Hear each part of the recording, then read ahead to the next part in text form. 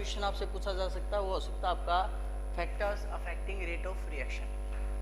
Second जो question बनता है वो बनता है आपका difference between rate of reaction and rate constant, या फिर इसके अथवा में आ सकता है order of reaction versus molecularity of reaction, इनके बीच में आपसे अंतर पूछा जा सकता है। थर्ड जो क्वेश्चन बनता है आपका integrated rate equation for zero and first order. Zero और फर्स्ट ऑर्डर के लिए हमारी इंटीग्रेटेड रेट इक्वेशन क्या रहेगी। फोर्थ जो क्वेश्चन बनता है हमारा वो बन जाता है इनके हाफ लाइफ पूछे जा सकते हैं। जो इंटीग्रेटेड रेट इक्वेशन है ना इनके हाफ लाइफ पूछे जा सकते हैं, हाफ लाइफ। पांचवा जो क्वेश्चन बनता है हमारा अर्हेनियस इक्वेशन, क्या बनता है अर्हेनियस इक्वेशन। एक बार ये बताइए बेटा क्या ऑडियो वीडियो क्लियर आ रही है, एक बार ये कमेंट करके बता दीजिए क्योंकि पीछे शोर ज़्यादा है और जो कुत्ते हैं वो भी भौंक रहे हैं। क्या आप तक ऑडियो वीडियो अच्छे से आ रही है? तब तक मैं पहला जो ऑप्शनल क्वेश्चन है वो लिख देता हूँ। पहला ही क्वेश्चन लिख सकते हैं rate constant depends upon. Options हैं हमारे टेम्परेचर, प्रेशर, कंसंट्रेशन, और डी है ऑल ऑफ दीज। सबसे पहला जो क्वेश्चन हमारा वो क्या है कि रेट कांस्टेंट किसके ऊपर डिपेंड करता है। Haryani Jat yes sir, Shivani clear है सर, हरियाणा का जाट सही है sir, Rajesh Sharma yes sir, Sagar ओइला क्लियर आवा है सर। ओके चलिए ठीक है। तो फर्स्ट क्वेश्चन हमने लिखा है रेट कांस्टेंट किसके ऊपर डिपेंड करता है, तो इसका फटाफट से आंसर बता दीजिए क्या होगा। फिर तब तक मैं जब तक आपका आंसर आता मैं सेकंड क्वेश्चन लिख देता हूँ। सेकंड क्वेश्चन पूछता है if we increase 10 kelvin temperature then ROR यानी रेट ऑफ रिएक्शन के ऊपर क्या इफेक्ट पड़ेगा। Half, remain same, become double or more, become double or a more, last D none of these, none of these। तृप्ति ने answer दिया इसका ए, मनप्रीत लुआज ए, शिवानी ए, सबने temperature answer दिया भी, शाबाश। मैंने आपको लिखवा भी लिख रखा है कैरेक्टरिस्टिक्स ऑफ रेट कांस्टेंट, उसमें लास्ट पॉइंट हमारा यही है कि जो रेट कांस्टेंट है वो किसके ऊपर डिपेंड करता है, टेम्परेचर के ऊपर डिपेंड करता है, ना प्रेशर के ऊपर ना कंसंट्रेशन के ऊपर।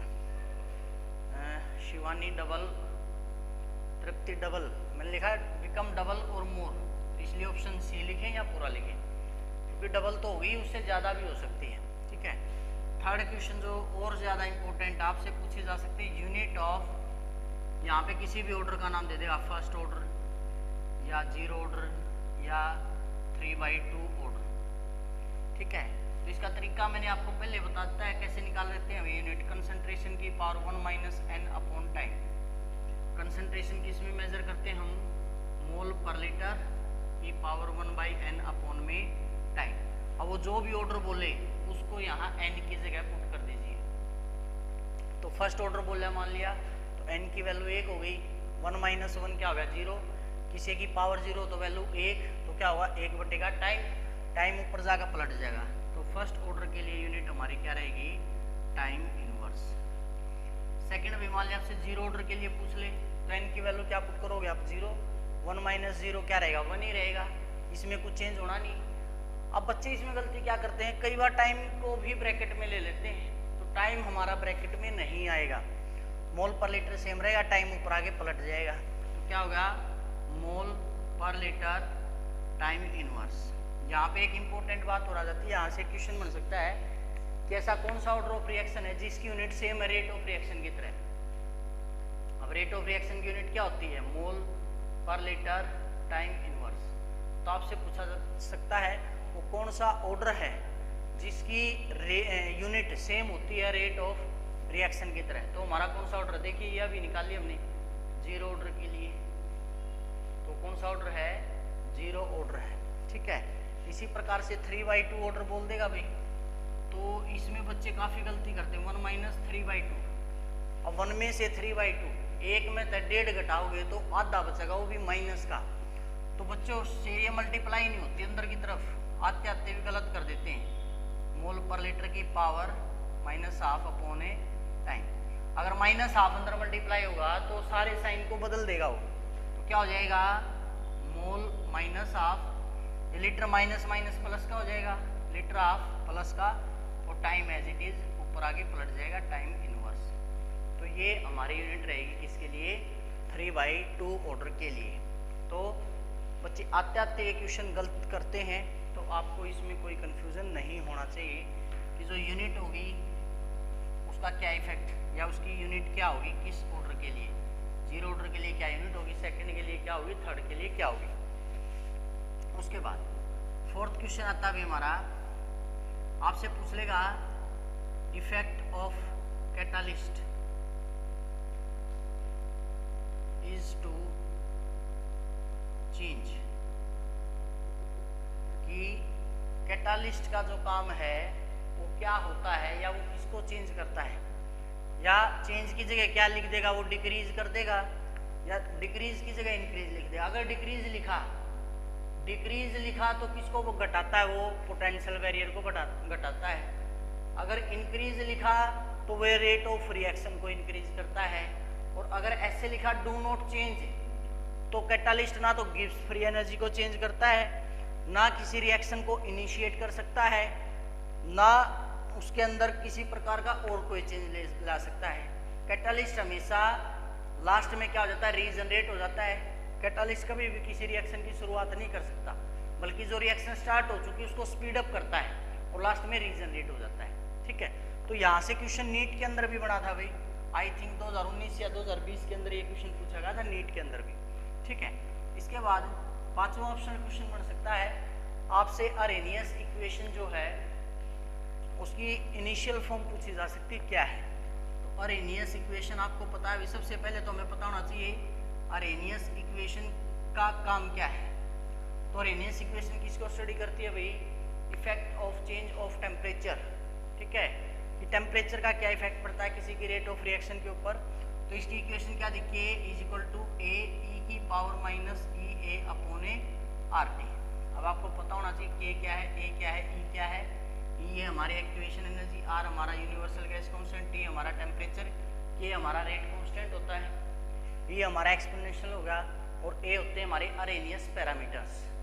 क्लियर है। या फिर इसकी जो है सोल्ड फॉर्म दे देगा लॉगरिथम की फॉर्म में, तो वो इक्वेशन आप सभी को डिराइव करनी आनी चाहिए, क्योंकि ये क्वेश्चन यहाँ पे आया है, ठीक है।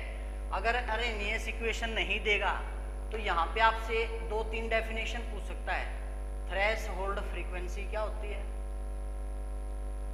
थ्रेशोल्ड फ्रीक्वेंसी क्या होती है, रेट कांस्टेंट क्या होता है और उसके कैरेक्टरिस्टिक्स। और तीसरा आपसे पूछ सकता है वाही या how catalyst increase rate of reaction, catalyst increase rate of a reaction. तो इस प्रकार से जो है ये हमारे क्वेश्चंस बनते हैं केमिकल काइनेटिक्स के अंदर। तो जब भी हम बात करते हैं केमिकल काइनेटिक्स की, तो इसकी डेफिनेशन की अगर बात की जाए, केमिकल काइनेटिक्स की डेफिनेशन नहीं बताई मैंने आपको अभी तक। केमिकल तो हमारे हो गए भी, जो भी रिएक्टेंट या प्रोडक्ट है वो केमिकल रिएक्टेंट रिएक्ट करके प्रोडक्ट बनाता है। कोई भी जब रिएक्शन होती है तो हम रिएक्टेंट लेते हैं और रिएक्टेंट आपस में रिएक्ट करके क्या बनाते हैं, प्रोडक्ट बनाते हैं। इस प्रकार से काइनेटिक्स का मतलब क्या होता है, इन मोशन। यहाँ पे इन मोशन से क्या मतलब है भाई, कि जब कैटालिस्ट, जब रिएक्टेंट एक दूसरे के साथ टकराएंगे तो टकरा करके क्या बनाएंगे, वो प्रोडक्ट बनाएंगे। लेकिन केवल कब बनेगा प्रोडक्ट, जब उनके पास सफिशिएंट अमाउंट ऑफ एनर्जी होगी। तो केमिकल काइनेटिक्स बेसिकली क्या स्टडी करती है कि जो रिएक्टेंट से प्रोडक्ट बन रहा है उसकी स्पीड कब इंक्रीज होगी, उसकी स्पीड कब डिक्रीज होगी, या फिर उसकी स्पीड कब सेम रहेगी। तो बेसिकली कैटालिस्ट जो हमारा केमिकल काइनेटिक्स है उसका काम क्या है, branch of chemistry which deals with the study of rate of reaction. किसको स्टडी करती है, रेट ऑफ रिएक्शन को, and factors affecting rate of reaction. और कौन कौन से फैक्टर्स हैं जो रेट ऑफ रिएक्शन को इफेक्ट करते हैं, वो क्या हमारी केमिकल काइनेटिक्स। पहला ही क्वेश्चन है भी इसके ऊपर, factor affecting rate of reaction. लेकिन इससे पहले मैं आपको एक क्वेश्चन और बता देता हूँ, क्योंकि भाई केमिकल काइनेटिक्स ऐसी यूनिट है 1 घंटे के अंदर आप पूरी की पूरी यूनिट जो है बोर्ड के ऊपर भी कर सकते हो, तो कुछ भी ना छूटे इसके अंदर से, इसलिए मैं थोड़ा सा बता रहा हूँ। रेट ऑफ रिएक्शन को हम 2 तरह से स्टडी कर सकते हैं, एक रिएक्टेंट की टर्म में, इन टर्म ऑफ रिएक्टेंट, और दूसरा इन टर्म ऑफ प्रोडक्ट। तो रिएक्टेंट की टर्म में क्या होगा भाई, चेंज या चेंज नहीं लिखेंगे, डिक्रीज लिखेंगे, decrease in concentration of reactant to that of time interval. वो क्या होता है हमारा इन टर्म ऑफ रिएक्टेंट, क्योंकि आपको पता है रिएक्टेंट रिएक्ट करके क्या बनाएगा, प्रोडक्ट। तो रिएक्टेंट की कंसंट्रेशन लगातार क्या करेगी, डिक्रीज, और प्रोडक्ट की कंसंट्रेशन लगातार क्या करेगी, इंक्रीज। तो क्या है, decrease in concentration of reactant to that of time interval, क्या हमारा in term of reactant rate of reaction है। प्रोडक्ट की टर्म में क्या लिखेंगे, डिक्रीज की जगह क्या जाए, जब रिएक्टेंट रिएक्ट करेगा तो क्या बनाएगा, प्रोडक्ट, यानी प्रोडक्ट की कंसंट्रेशन क्या होगी, इंक्रीज। तो क्या लिखेंगे हम यहाँ पर, increase in concentration of product to that of a time interval. तो इस प्रकार से ये हमारी रेट ऑफ रिएक्शन होती है। उसके बाद आ जाते हैं हमारे factors affecting rate of reaction, जो पहला क्वेश्चन 3 नंबर के अंदर आ सकता है। पहला जो फैक्टर हमारा वो क्या है, नेचर ऑफ रिएक्टेंट। जो रेट ऑफ रिएक्शन हो किसके ऊपर डिपेंड करती है, हमारे रिएक्टेंट के नेचर के ऊपर डिपेंड करती है। तो यहाँ से क्या लिखते हैं हम, रेट ऑफ रिएक्शन जो होती है इनवर्सली प्रोपोर्शनल होती है किसके, बाइंडिंग फोर्स ऑफ रिएक्टेंट। अब सीधी सी बात है भाई, जब भी कोई रिएक्शन होती है तो ओल्ड बॉन्ड ब्रेक होते हैं और न्यू बॉन्ड फॉर्म होते हैं, ठीक है। जैसे आपको मैं तकरीबन एक एग्जांपल देता हूँ, जैसे भाई मान लिया किसी लड़के की शादी होती है तो पुराने बॉन्ड उसके मम्मी पापा से टूट रहे होते हैं और नए बॉन्ड उसके जो क्या बोलते हैं उसको ससुराल बोलते होंगे या मायका बोलते हैं, ससुराल होगा आई थिंक, ठीक है। तो ससुराल के साथ नए बॉन्ड बनते हैं। लेकिन अगर क्या हो, लड़की के बॉन्ड अब भी किससे रहे, ससुराल से जुड़े रहे ना, वो के कार उसने माँ बाबुआ करो उसने मायका, उससे अगर ज्यादा तार जुड़े रहेंगे तो उसके आगे तार जो है नए जो है समझ गए ना, हम वहां नहीं जुड़ पाएंगे, तो टूटने में टाइम लगेगा, तो बनने में भी टाइम लगेगा। तो उतनी ज्यादा तकलीफ दोनों को होगी, लड़के को भी लड़की को भी उसके परिवार को भी। लेकिन जितनी जल्दी बॉन्ड टूट जाएंगे पीछे वाले, उतनी जल्दी बॉन्ड बन जाएंगे आगे वाले, तो प्रोडक्ट जो बहुत अच्छा होगा, यील्ड बहुत अच्छी होगी, ठीक है। तो इसलिए बात ध्यान रखना, चाहे लड़का है या लड़की, ठीक है, बॉन्ड जल्दी तोड़ लियो और जल्दी बना लियो भाई, ठीक है। सेकंड क्या है हमारा इसका, कंसंट्रेशन ऑफ रिएक्टेंट। क्या भाई, कंसंट्रेशन ऑफ ए रिएक्टेंट। अब जितनी ज्यादा रिएक्टेंट की कंसंट्रेशन होगी उतनी जल्दी क्या करेगा भाई, प्रोडक्ट में कन्वर्ट होगा। तो अगर रेट ऑफ रिएक्शन क्या होती है, directly proportional to concentration of a reactant. तीसरा क्या भाई, टेम्परेचर। टेम्परेचर का इफेक्ट अभी ऑप्शनल में ले लिया था हमने कि अगर हम 10 डिग्री टेम्परेचर बढ़ाते हैं, 10 केल्विन टेम्परेचर बढ़ाते हैं, तो rate of reaction almost double या उससे भी ज्यादा हो जाती है। फोर्थ है सरफेस एरिया। आपको पता है जितना ज्यादा क्या होगा सरफेस एरिया होगा उतनी ज्यादा फास्ट क्या होगी रेट ऑफ ए रिएक्शन, क्योंकि रेट ऑफ रिएक्शन क्या होती है, directly proportional to surface area. पांचवा भाई इफेक्ट ऑफ कैटालिस्ट। अब कैटालिस्ट तो भैया भी बताया मैंने, पोटेंशियल बैरियर को डिक्रीज करता है, एक्टिवेशन एनर्जी को घटा देता है, जिससे क्या होता है, रेट ऑफ रिएक्शन फास्ट हो जाती है। और लास्ट कुछ फोटोकेमिकल रिएक्शंस होती हैं जो केवल लाइट की प्रेजेंस में होती हैं, जैसे H2 + Cl2 क्या बनाता है, 2HCl। तो यहाँ पे ये लिखा होता है। तो इस रिएक्शन के लिए जो रेट है वो क्या होगी कि H2 की पावर 0 Cl2 की पावर 0। मतलब ये कौन से ऑर्डर की रिएक्शन है, 0 ऑर्डर की रिएक्शन है, क्योंकि ये केवल लाइट की प्रेजेंस पे डिपेंड करती है। टेम्परेचर, प्रेशर, कंसंट्रेशन उसके ऊपर डिपेंड नहीं करती है, तो उसको क्या बोलते हैं आप, फोटोकेमिकल रिएक्शन है। हाँ तो गरा गरा ठीक है, आ जा, मैं तो सेंटर पे हूँ।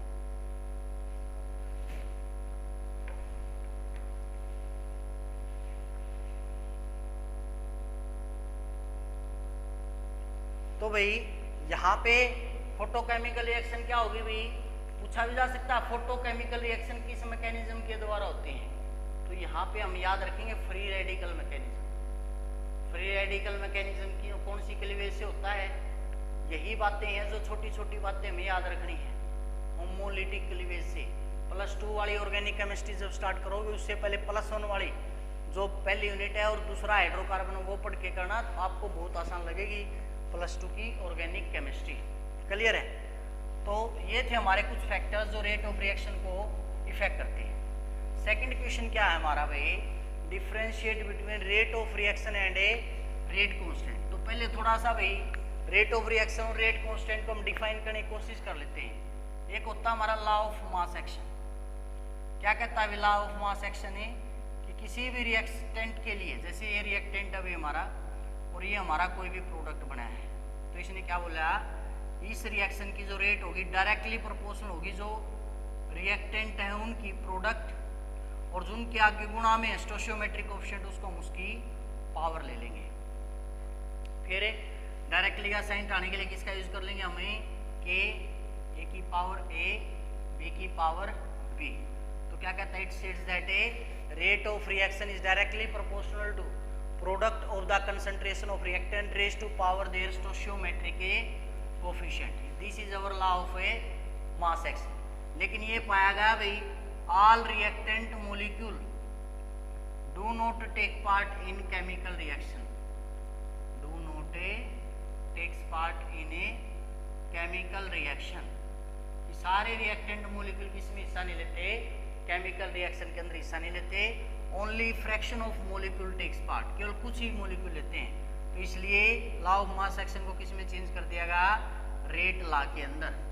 तो रेट लॉ में क्या बोला, rate is directly proportional to product of the concentration of reactant raise to power fraction of molecule actually taking part in chemical reaction.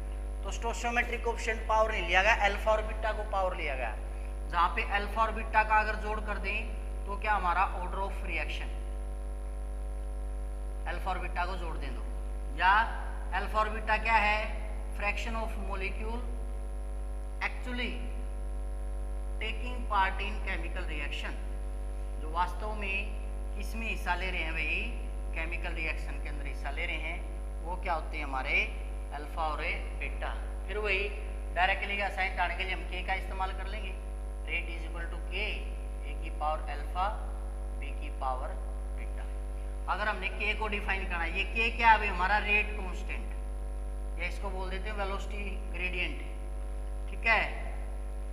अब रेट कांस्टेंट को डिफाइन करने के लिए भाई ए को मैं 1 मान लूं, बी को भी मैं 1 मान लूं, ये भी 1 पुट कर दिया, ये भी 1 पुट कर दिया, तो रेट किसके बराबर रहेगी, के के बराबर। तो क्या कहता है रेट कांस्टेंट है, रेट ऑफ रिएक्शन जब कंसंट्रेशन ऑफ रिएक्टेंट क्या ले ली जाए, यूनिटी ले ली जाए, यानी रेट बराबर है के आया तो कंसंट्रेशन पे डिपेंड नहीं करता हमारा कौन है, रेट कांस्टेंट कंसंट्रेशन के ऊपर डिपेंड नहीं करता।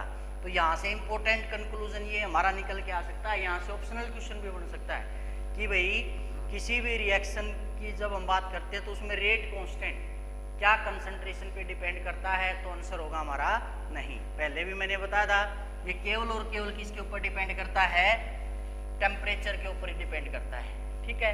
अब आपका जो डिफरेंस है रेट ऑफ रिएक्शन और रेट कांस्टेंट में आसानी से हो जाएगा। फिर उसके बाद ऑप्शन में अभी ऑर्डर ऑफ रिएक्शन और molecularity of reaction. Order of reaction तो मैंने आपको अभी बताया, sum of concentration term on which rate of reaction है एक्चुअली डिपेंड। क्या ऑर्डर ऑफ रिएक्शन है, sum of concentration term on which rate of reaction actually depend, जिसके ऊपर रेट ऑफ रिएक्शन वास्तव में डिपेंड कर रही है वो क्या हमारा ऑर्डर ऑफ ए रिएक्शन है। जैसे रेट बराबर है के, ए की पावर ए और बी की पावर बी, बी नहीं बीटा, अल्फा और बीटा। अब यहाँ पे क्वेश्चन न्यूमेरिकल दे सकता है, आपको कोई इक्वेशन दे देगा, डिनोट कर देगा कि भाई किसी रिएक्शन के अंदर रेट दी गई है, रेट बराबर है के ए की पावर 1 बी की पावर 2। तो आपसे क्या क्या क्वेश्चन पूछ सकता है? पहला, ऑर्डर ऑफ रिएक्शन क्या है, तो कैसे बताओगे? एक ये और दो ये है, तो इसका कौन सा ऑर्डर है? थर्ड ऑर्डर है।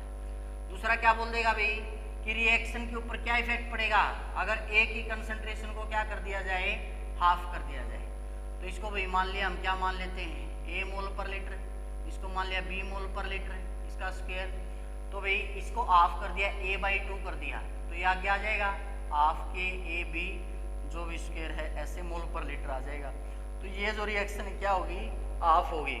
अगर बोल दे बी की कंसंट्रेशन को हाफ कर दिया, अब बी में हाफ पुट करेंगे जब तो इस हाफ का स्क्वायर है, तो रिएक्शन हाफ नहीं होगी, 1/4 हो जाएगी, 1/4 के ए बी स्क्वायर मोल पर लीटर पर सेकेंड।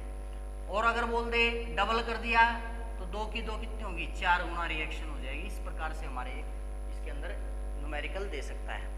मोलिकुलरिटी ऑफ रिएक्शन क्या है भाई? इसमें तो क्या था? सम ऑफ कंसंट्रेशन जिस पे रेट ऑफ रिएक्शन एक्चुअल में डिपेंड करती है। जैसे भाई रिएक्शन हमारी 2N2O5 इसमें टूटती है 4NO2 + O2 में, तो इसकी जो रेट है वो क्या है बेटा? KN2O5। मतलब ये कौन से ऑर्डर की रिएक्शन है? फर्स्ट ऑर्डर की रिएक्शन है।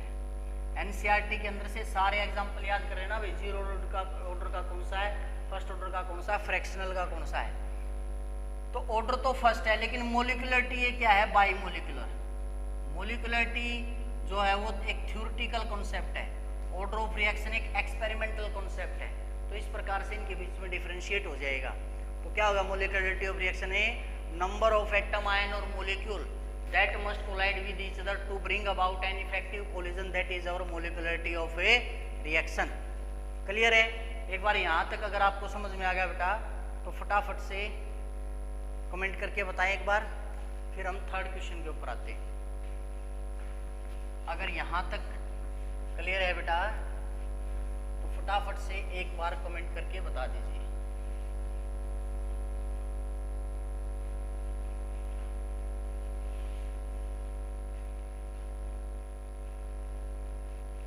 यहाँ तक अगर सभी स्टूडेंट्स को क्लियर है तो फटाफट बताइए। तृप्ति यस सर, मल्ला शर्मा क्लियर है सर जी।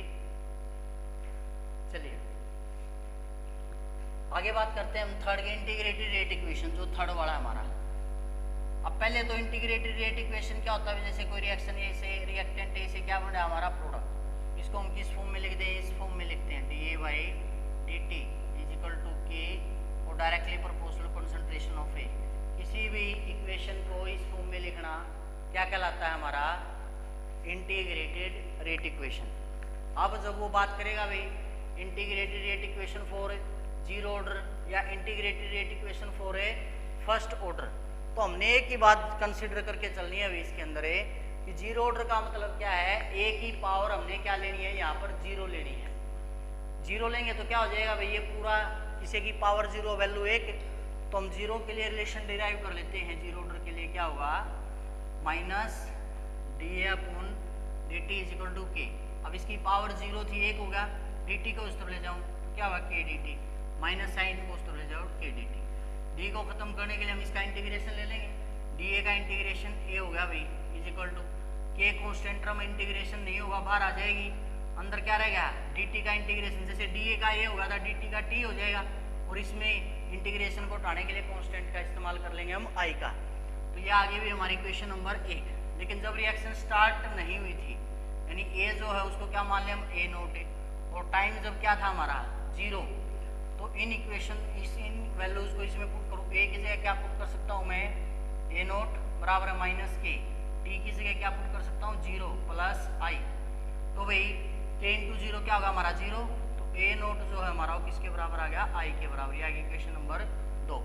I की वैल्यू पुट कर दीजिए इक्वेशन नंबर फर्स्ट के अंदर, तो क्या हो जाएगा हमारा? ये एज इट इज A बराबर है -KT और I की जगह क्या रख सकता हूँ मैं? A0। क्लियर है? ये -KT है, इसको इस तरफ ले आइए, प्लस का हो जाएगा, तो KT किसके बराबर हो गया? A0 ये एज इट इज माइनस में, इसको इस साइड ले आइए ए, और के हमने निकालना है रेट कांस्टेंट इसके लिए, तो क्या हो जाएगा, ये टी इस तरफ मल्टीप्लाई में इस तरफ आगे डिवाइड में हो जाएगा 1/t, यहाँ पर ए नोट माइनस ए, ये हमारा रिक्वायर्ड रिलेशन होगा integrated rate equation for A zero order reaction. Zero order के लिए हमारा क्या होगा, इसका इंटीग्रेटेड रेट इक्वेशन। अब वो आगे कुछ भी पूछ ले भाई, मान ले इसका हाफ लाइफ पूछ लेगा, यानी कि जो ए है वो क्या बच गया भाई, इनिशियल का आधा, नाम से पता चला भाई हाफ लाइफ, यानी वो ड्यूरेशन जिसके अंदर half of the reactant has been converted into product. तो यहाँ पे जो इक्वेशन आई है इसको इक्वेशन नंबर 3 मान लो, या जैसे एग्जाम में आपसे हाफ लाइफ पूछेगा तो आपको पूरा डेरिवेशन नहीं करना है, हाफ लाइफ के लिए आपको ये सीधा डेरिवेशन लेकर के चलना पड़ेगा, as we know that rate constant integrated rate equation for zero order is, फिर एक इसके बराबर रख लेंगे ए नोट बाई 2। अब टाइम क्या बताना हमने, हाफ लाइफ, तो टाइम को क्या लिख लो, टी 50% या टी हाफ, फिर इन वैल्यूज को, इसको इक्वेशन 1 मान लो, इसको इक्वेशन, इसको जैसे वहां मानो इसको 1, इसको 2, इसको 3, फिर लिख देंगे put value of A and T in equation this, तो यहाँ पे पुट करो भाई, टी की जगह क्या पुट करेंगे, टी हाफ, टी हाफ को उस तरफ ले देता हूँ मैं, तो टी हाफ बराबर है के इस तरफ डिवाइड में आ जाए 1/k। अब यहाँ पे क्या है, ए नोट तो एज इट इज रहना है, ए की जगह क्या पुट करेंगे हम, a naught by 2, a naught by 2, तो हमारा एलसीएम 2 आ गया भाई, यहाँ पर 2 ए नोट में से ए नोट का 1 ए नोट, तो टी हाफ जो है हमारा इसके बराबर आ गया ए नोट बाई 2 के। यहाँ से आपसे एग्जाम में हाफ लाइफ पीरियड भी पूछ सकता है जीरो ऑर्डर के लिए, आपको अलग अलग वैल्यूज दे देगा, के की वैल्यू दे देगा, इनिशियल कंसंट्रेशन बता देगा। तो इस प्रकार से आप जो है कोई भी वो पूछ ले भाई, हाफ लाइफ पूछ ले, 3/4 पूछ ले, कुछ भी पूछ ले, वो आप निकाल सकते हो, ठीक है। उसके बाद अगर बात करें integrated rate equation for a first order, first order में क्या चेंज आएगा भाई, एक बार ये बताइए, क्या ये क्लियर है बेटा, जीरो ऑर्डर और उसका हाफ लाइफ क्या सभी को क्लियर है, फटाफट से बताइए, फिर हम फर्स्ट ऑर्डर को करते हैं। फर्स्ट ऑर्डर थोड़ा ज़्यादा इंपॉर्टेंट है, हालांकि इंपॉर्टेंट तो जीरो भी है, लेकिन फर्स्ट थोड़ा सा और ज़्यादा इंपॉर्टेंट है। तो फर्स्ट में भाई जैसे कि फर्स्ट ऑर्डर रिएक्शन है, तो एक की पावर क्या होगी हमारी, 1 होगी, फिर हम लिखेंगे भाई जैसे जैसे रिएक्शन प्रोसीड करेगी, जो इनिशियल कंसंट्रेशन थी वो क्या थी हमारी, ए। मान लिया भाई ये ए कब थी, जब टाइम 0 था, टाइम 0 के ऊपर जैसे ये ए है, ए से हमारा प्रोडक्ट बन रहा है, तो टाइम 0 के ऊपर ये थी ए, उस टाइम पर प्रोडक्ट क्या था 0, फिर भाई after time T x react करेगी, तो बची कितनी ए माइनस एक्स, बनी कितनी एक्स। तो हम इस इक्वेशन को कैसे लिखेंगे, विद रिस्पेक्ट टू एक्स लिखेंगे, क्योंकि चेंज कितने का है, एक्स का, तो क्या लिखेंगे minus D X upon D T is equal to K, और ए की जगह क्या पुट कर सकते हैं, जो ये कंसंट्रेशन बची हुई है ए माइनस एक्स। ये सबसे मेन पॉइंट है इसके अंदर समझने के लिए, ठीक है। ये जिसको समझ में आ गया वो आगे इस डेरिवेशन को बहुत अच्छे से कर सकता है, बहुत आसानी से कर सकता है, ठीक है। फिर भाई डी टी को उस तरफ ले जाओ, ए माइनस एक्स को इस तरफ ले जाओ, minus D X upon A minus X is equal to K D T, फिर भी इसका इंटीग्रेशन कर देंगे, ठीक है। ये डिवाइड में है, ये ऊपर आ जाएगा, इसको खत्म करने के लिए हम नेचुरल लॉगरिथम ले लेंगे, माइनस ln ए माइनस एक्स बराबर के, कांस्टेंट टर्म में बाहर आ जाएगी, डी टी का इंटीग्रेशन टी होगा, प्लस में कांस्टेंट हमारा आई आ जाएगा। इसको मान लीजिए आप इक्वेशन नंबर 1। फिर हमारा वही स्टेप शुरू हो जाएगा कि जब टाइम क्या था 0, तो एक्स भी क्या था 0, इस इक्वेशन में पुट कर दो, तो माइनस ln ए माइनस 0 बराबर है के टी प्लस, अब टी क्या है 0, गुणा में 0 कर देंगे, प्लस में आई, तो जो आई है उसकी वैल्यू क्या आ गई भाई माइनस ln ए, इसको मान लीजिए आप इक्वेशन नंबर 2। फिर आई की वैल्यू पुट कर दो भाई इक्वेशन नंबर 1 में, यहाँ पे पुट करें क्या इक्वेशन, माइनस ln ए माइनस एक्स बराबर है के टी प्लस, आई की जगह क्या पुट कर देंगे माइनस ln ए। अब के टी निकालना हमने, बराबर है माइनस ln ए, इस तरफ लेकर क्या आएंगे प्लस का हो जाएगा, तो प्लस वाले को आगे लिख लेता है ln ए माइनस एक्स, इस प्रकार से लिख लेंगे। अब आपको पता है लॉगरिथम की प्रॉपर्टी, अगर कोई भी equation logarithm m minus logarithm n की फॉर्म में हो, तो उसमें जब हम कॉमन निकालते हैं क्योंकि नेचुरल लॉगरिथम है भाई, ln लिख लेता हूँ मैं यहाँ पे, ln है तो वो कैसे होती है ln m/n, या ln कोई भी डिवाइड की फॉर्म में हो तो उसको हम ऐसे खोलते हैं। तो जब इसमें कॉमन लेंगे तो भी ये डिवाइड में आ जाएगा, kt किसके बराबर होगा ln a/a माइनस का x। अब नेचुरल लॉगरिथम को किस में बदलेंगे, लॉगरिथम में बदलेंगे भाई, तो kt किसके बराबर आ गया 2.303 लॉगरिथम a/a माइनस x। यहाँ ब्रैकेट में दिखा देना भाई, क्योंकि नेचुरल लॉगरिथम को जब ओपन करते हैं तो उसकी कितनी होती है वैल्यू 2.303 लॉग होती है। फिर t को उस साइड ले जाओ, डिवाइड बाई t, तो ये हमारा इंटीग्रेटेड रेट इक्वेशन आया किसके लिए, फर्स्ट ऑर्डर के लिए। जैसे बुक में आप देखोगे भाई उसने इसको r नोट मान रखा होगा या r मान रखा होगा, तो एक को r नोट मान लेगा, इस प्रकार से नोट बार लगाना है, या a नोट मान लेगा और a मान लेगा, तो वो आपके ऊपर डिपेंड है ये रिलेशन आप करते हो या वैसे करते हो। फिर भाई इसका हाफ लाइफ आपसे पूछ ले, अब रिलेशन क्या था हमारा a/a माइनस x है। अब जब हाफ लाइफ पूछेगा तो हमें पता भी हाफ लाइफ का मतलब t जो है वो क्या हो चुका है t ऑफ, और x जो हमारा क्या हो चुका है a/2। तो इस इक्वेशन में x की जगह a/2 पुट कर दो, t की जगह t ऑफ को इस साइड ले आइए, t ऑफ बराबर है 2.303 बटे का k logarithm a/a minus x की जगह a/2 पुट कर देंगे। a में से a/2 गया तो क्या बच गया a/2 2 ऊपर आ जाएगा, ये से ये कैंसिल हो जाएगा, तो क्या बचेगा हमारा यहाँ पर है 2.303 डिवाइड बाई के लॉगरिथम 2। लॉगरिथम 2 की वैल्यू पुट कर देंगे 0.301, तो इसको सोल्व करने पर हमारा t 50% या t ऑफ क्या आ जाएगा 0.693 upon k। This is our required relation for a integrated first order for half life. तो ये हमारा क्या हो गया, हाफ लाइफ आ गया। तो इसी प्रकार से एग्जामिनर आपसे t 75% और t 50% पूछ सकता है, ठीक है।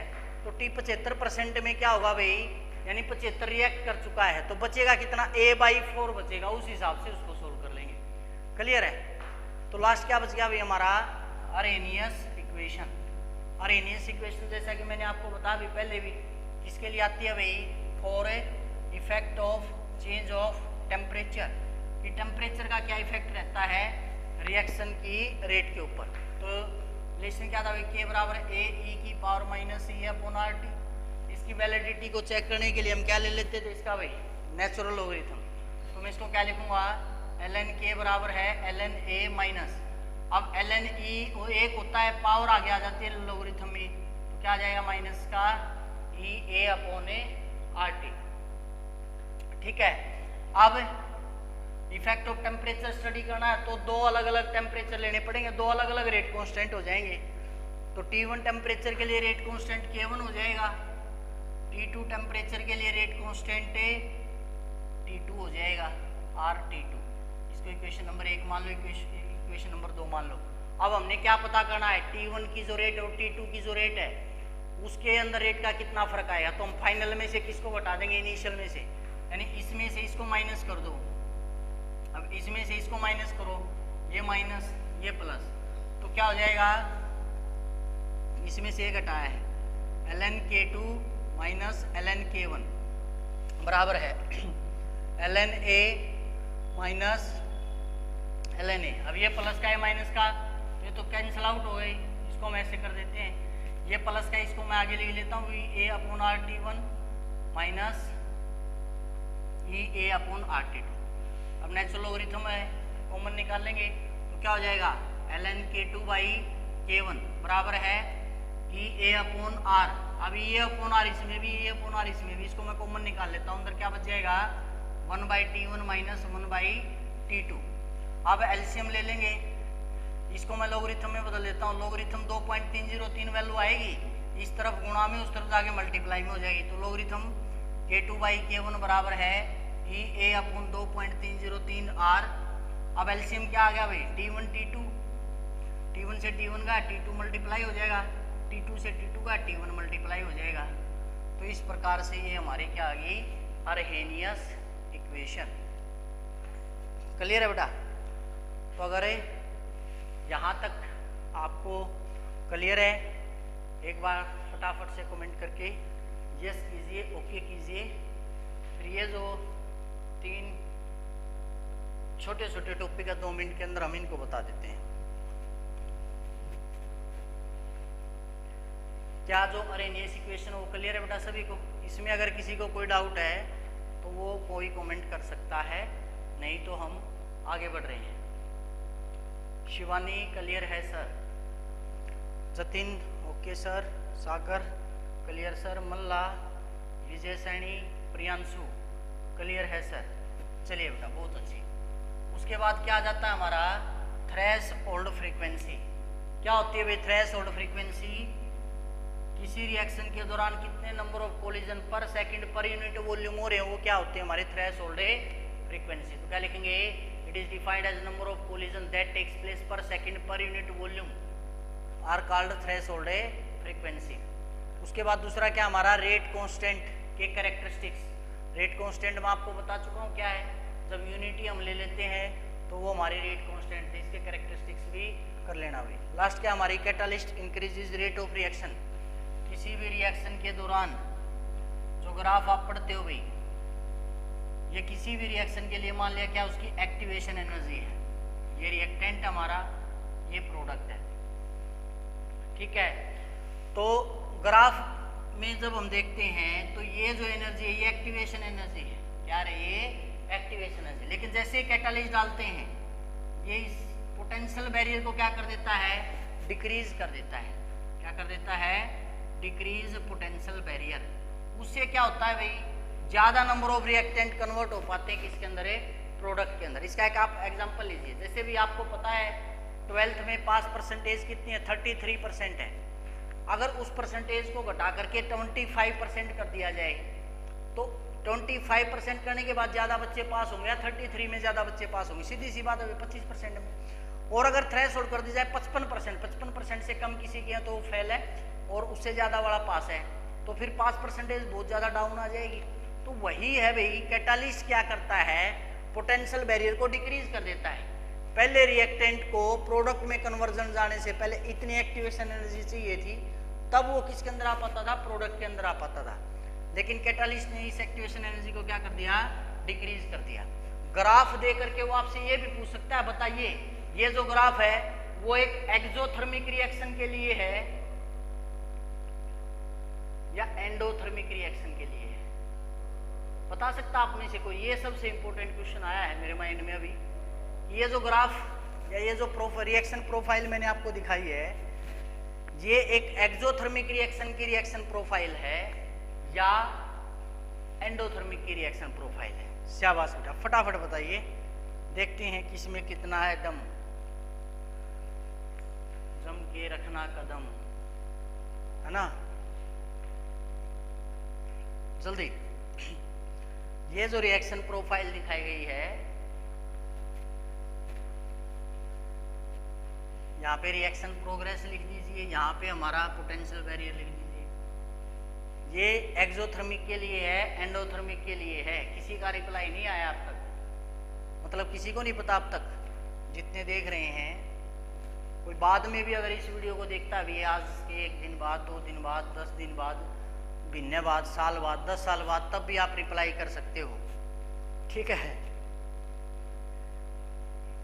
चलिए मैं बता देता हूँ, डेल्टा एच ऑफ रिएक्शन कैसे निकालते हैं? डेल्टा एच या enthalpy of product minus enthalpy of reactant. अब सीधी सी बात है भाई, प्रोडक्ट जो है उसमें से रिएक्टेंट की एनर्जी माइनस करेंगे तो प्रोडक्ट की एनर्जी कम है, रिएक्टेंट की ज्यादा है, तो छोटे में से बड़ा घटाएंगे तो डेल्टा एच क्या आएगा? नेगेटिव।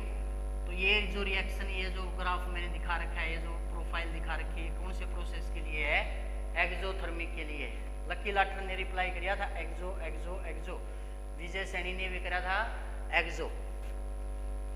दूसरी तरफ मैं इस ग्राफ को यहाँ पे रख देता हूँ भाई, यहाँ पे ऐसे दिखा देता हूँ, तो यहाँ पे आपको साफ साफ दिखाई दे रहा है प्रोडक्ट की एनर्जी ज्यादा है रिएक्टेंट के कंपैरिजन में, तो प्रोडक्ट ज्यादा रिएक्टेंट के कंपैरिजन में, तो उस टाइम पे डेल्टा एच क्या आ जाएगा? पॉजिटिव। यानी कि जो रिएक्शन प्रोफाइल है कैसे प्रोसेस के लिए है? एंडोथर्मिक के लिए है।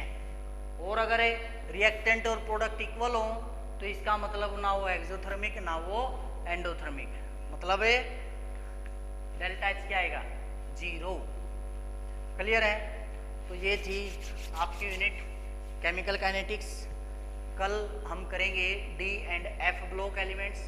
आज के लेक्चर के अंदर इतना ही। तब तक पढ़ते रहिए बेटा, पढ़ते रहिए और जुड़े रहिए प्लस जुड़वाना के साथ। Thank you.